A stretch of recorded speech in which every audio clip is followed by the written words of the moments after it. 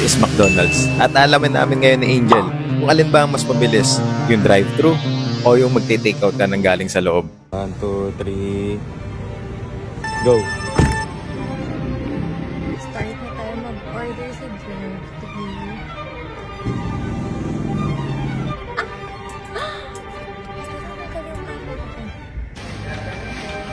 Good afternoon.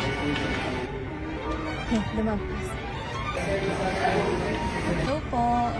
Yes po. Ito po, kiddie meal po na chicken nuggets. Okay, doon na tayo mag-order. Available na kiddie meal. Yun yung 4-piece nuggets. Ito na lang.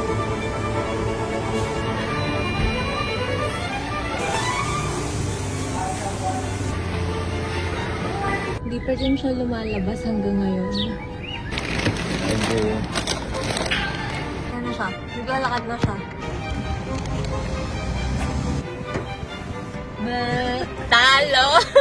Yan ang itsura ng tao. Drive-thru yung panalo sa round na to.